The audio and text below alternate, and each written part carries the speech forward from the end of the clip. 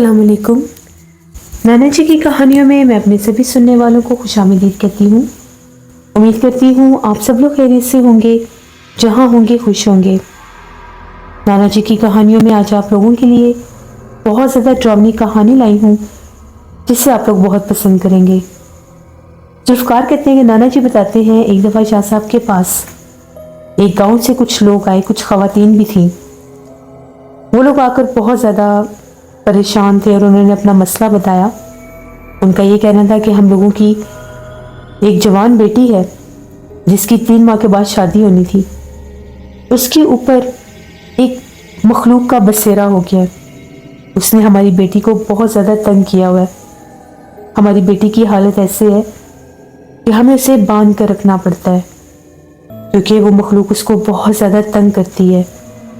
जब शाह साहब ने उनसे पूरी बात पूछी तो उनका ये कहना था कि हम लोगों के गांव में बैसाख का मेला लगा था, तो जैसे वहाँ पर सभी लड़कियाँ जाती हैं गांव की, हमारी बेटी भी अपनी सहेलियों के साथ गई हुई थी। तो वो कहती है कि मेले में हम लोग बहुत ज़्यादा खुश थे, सारी चीज़ें देख रहे थे। तो मैं एक जगह पर बहुत ज़्यादा फूलों वाली उन्होंने कोई जगह बनाई हुई थी, बड़े खूबसूरत फूल थे। तो मैं वहाँ पर खड़ी थी फूलों के पास।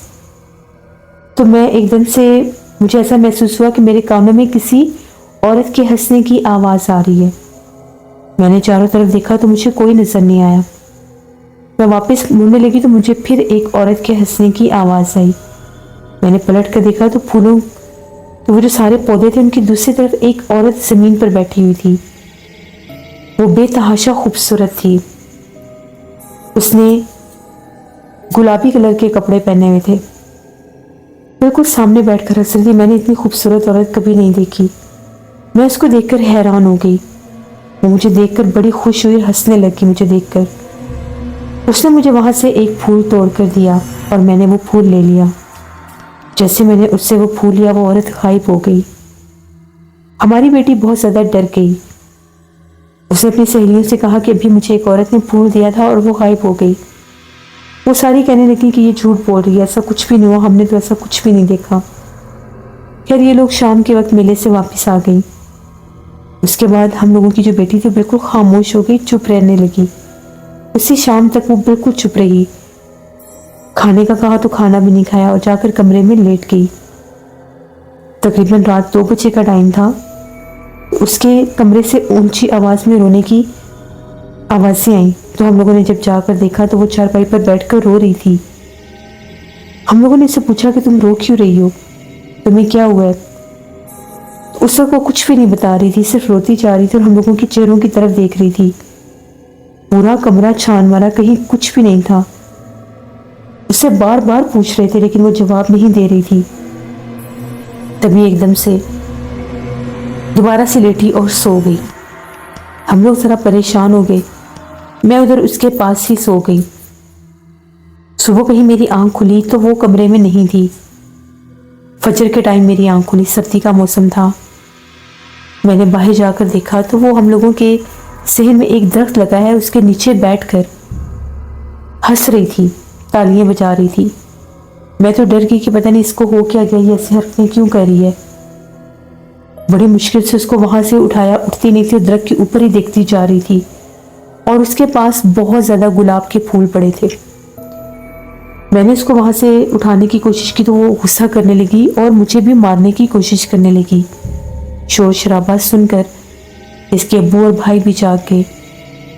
बड़ी मुश्किल से इसको अंदर लेकर आए। अब हमें इसकी ज़हनी हालत पर डाउट होने लगा और हमें लगा कि शायद इसके ऊपर जिन्नात का बसेरा हो गया है, क्योंकि जब भी कोई गाँव में ऐसी हरकत करता है तो वो जिन्नात का ही तस्वुर माना जाता है।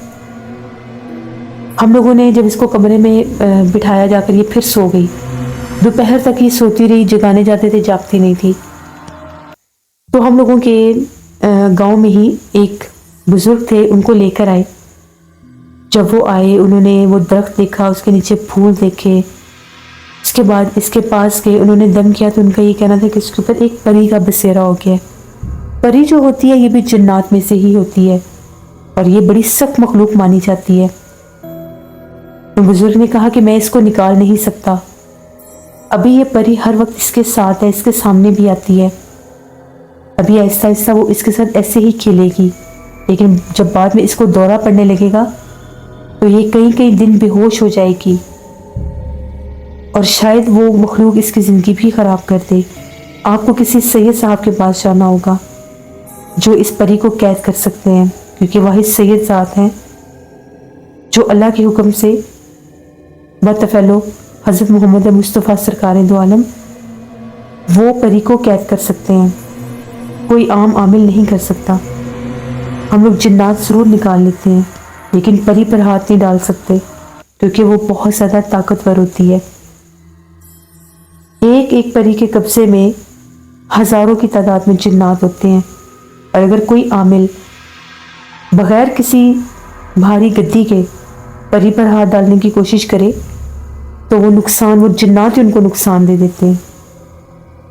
ہم لوگوں کو آپ کے بارے میں پتہ چلا، ہم آپ سے مدد مانگنے کے لیے آئے ہیں۔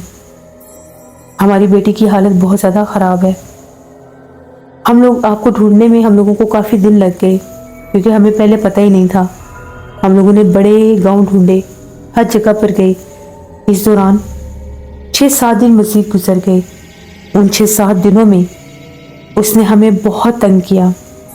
رات رات بھر وہ روتی ہے، صحن میں بھاگتی ہے، اس درخت کے آس پاس چکر کاٹتی ہے۔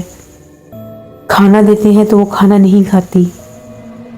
تھوڑی ہی دیر کے بعد وہ کھانا زمین سے اٹھا کر کھانا شروع کر دیتی ہے۔ وہ عجیب و غریب زبانیں بول رہی ہے اور وہ باقاعدہ بتاتی ہے۔ تو وہ بڑی خوبصورت پری ہے جو میرے لیے کھانا لے کر آتی ہے، وہ ہوا میں اڑ کر آتی ہے۔ باقاعدہ وہ یہ لفظ بولتی ہے کہ وہ سامنے سے آ رہی ہے۔ جب وہ نام لیتی ہے اسی وقت ہم لوگوں کے ذہن میں لگا جو درخت ہے وہ زور زور سے جھولنے لگ جاتا ہے، جس طرح سے کوئی آندھی آتی ہے۔ اور جب وہ مخلوق اس کے آس پاس ہوتی ہے، کبھی کبھار تو بہت زیادہ خوشبو مہک رہی ہوتی ہے، کبھی کبھار بہت زیادہ گندی بدبو بھی آتی ہے۔ 5-6 دن ہم نے اس کو بڑی مشکل سے کنٹرول کیا کیونکہ رات کے وہ گھر سے بھاگ جاتی ہے اور ہمیں ویرانوں میں سے ملتی ہے۔ کبھی وہ ہمیں ملتی ہے جس طرف گاؤں کی نہر ہے، بالکل ویران حصہ، کبھی وہ ہمیں ملتی ہے قبرستان کی طرف، کبھی ہم لوگوں کے گاؤں میں ایک پرانے کنویں ہیں، اس طرف کوئی بھی نہیں جاتا، وہاں پر بہت زیادہ بھیانک کتے ہیں، اس طرف ملتی ہے۔ گھر سے 3-4 بار یہ بھاگ چکی ہے 6-7 دنوں میں۔ ہماری مدد کریں، آپ اس کو بچا سکتے ہیں۔ شاہ صاحب نے جب ساری باتیں سنی تو شاہ صاحب نے کہا کہ مخلوق تو بہت سخت ہے، مجھے وہاں پر جانا ہوگا تبھی اس لڑکی کی جان بچ سکتی ہے، ورنہ وہ مخلوق اس کے اوپر اگر ایسے ہی سوار رہی تو شاید وہ اپنی جان خود بھی لے سکتی ہے۔ وہاں پر جب گئے اگلے دن ان کے گاؤں میں جب ہم لوگ پہنچے، بڑا دور دراز بہت بڑا گاؤں تھا۔ وہاں پر ان کے گھر میں جب داخل ہوئے، جیسے ان کے گھر میں داخل ہوئے تو ان کی وہ جو بیٹی تھی اس نے کمرے میں چیخیں مارنا شروع کر دی اور کمرے کا دروازہ بند کر لیا۔ اس کے ماں باپ نے بہت کوشش کی کہ وہ کمرے کا دروازہ کھول کر باہر آئے، لیکن وہ باہر نہیں نکل رہی تھی۔ وہ بار بار یہ کہہ رہی تھی کہ ان سے کو یہاں سے چلے جائیں، نہیں تو میری دوست جو ہے جو میرے ساتھ رہتی ہے یہ اس کو مار دیں گے۔ اس کو پتہ چل گیا تھا، اسی مخلوق نے شاید ان کو بتایا تھا۔ شاہ صاحب نے اسی درخت کے پاس بیٹھ کر حصار کیا، ہم لوگوں کو بھی حصار میں کھڑا کیا اور پڑھائی پڑھنی شروع کر دی۔ کمرے سے مسلسل چیخو پکار سنائی دے رہے تھے۔ تبھی درخت کے پاس بہت زیادہ خوشبو مہکنے لگی، بہت تیز خوشبو تھی، بے تحاشا تیز خوشبو۔ اس کے بعد اس لڑکی نے کمرے کا دروازہ کھول دیا اور چپ چاپ آ کر صحن میں لگے اس درخت کے نیچے بیٹھ گئی۔ بڑے غور سے اور بڑے غصے سے شاہ صاحب کی طرف دیکھنے لگ گئی۔ وہ اتنی بھیانک نظروں سے دیکھ رہی تھی کہ جس طرح سے ابھی یا تو حملہ کر دے گی یا کچھ برا بول دے گی۔ شاہ صاحب نے صرف ایک دفعہ اس کی آنکھوں میں آنکھیں ڈال کر پڑھائی کر کے پھونک ماری تو اس لڑکی نے اپنا سر جو ہے وہ پیٹنا شروع کر دیا، چلانے لگی، درخت کی طرف دیکھ دیکھ کر شور مچانے لگی۔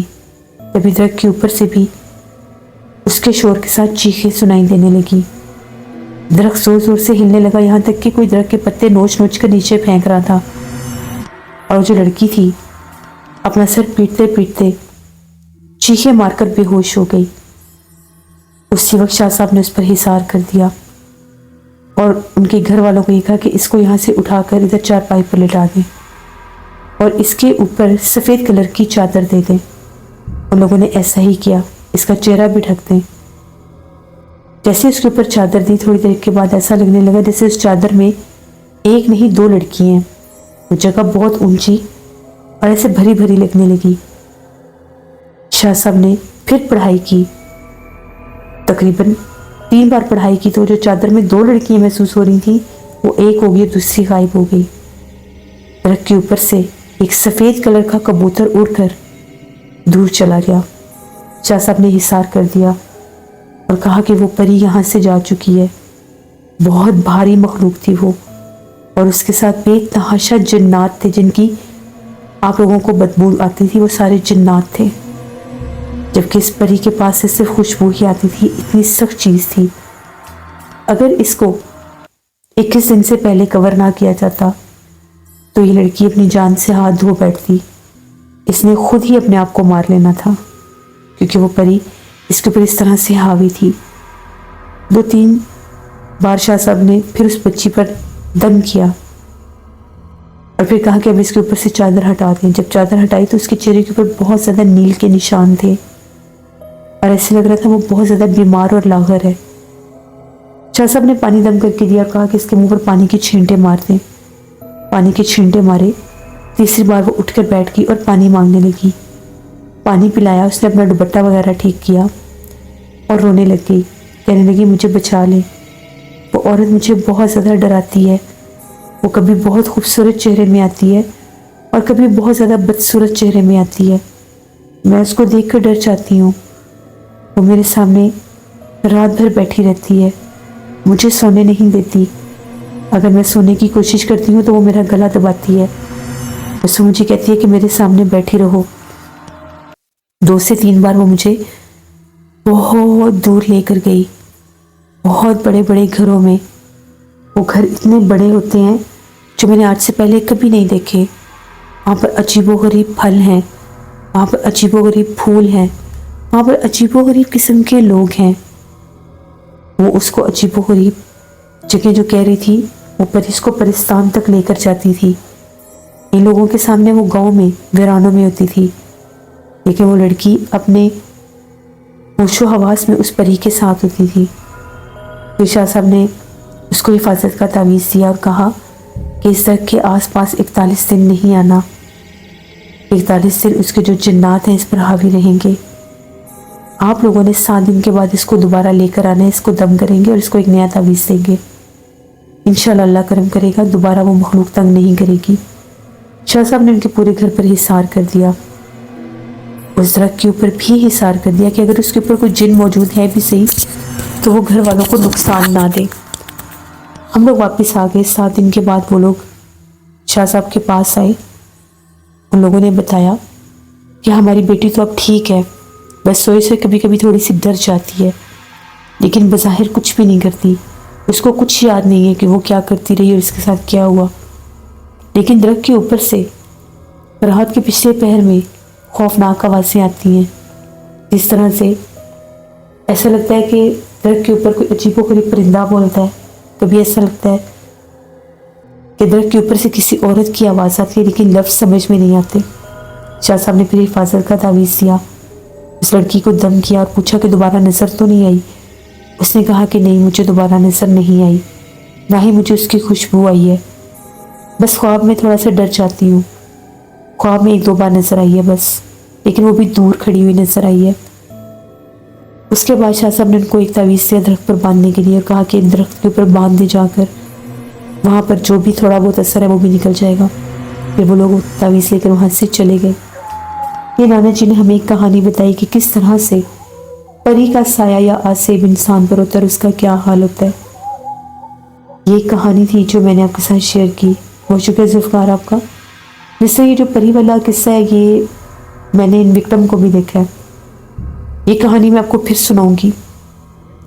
इंशाल्लाह ताला कि वो परी का क्या किस्सा, किस तरह से वो किस पर हावी हुई थी और उनके साथ क्या कुछ होता था। इंशाल्लाह मुलाकात होगी आप लोगों के साथ फिर किसी नई कहानी में नाना जी की। ज़्यादा से ज़्यादा मेरे चैनल को सब्सक्राइब करें और सपोर्ट करें। बहुत शुक्रिया उन लोगों का जो चैनल को सब्सक्राइब कर रहे हैं और स्टोरीज़ को पसंद कर रहे हैं। जहाँ रहें खुश रहें। Thank you for listening my stories. Stay tuned. अल्लाह हाफिज़।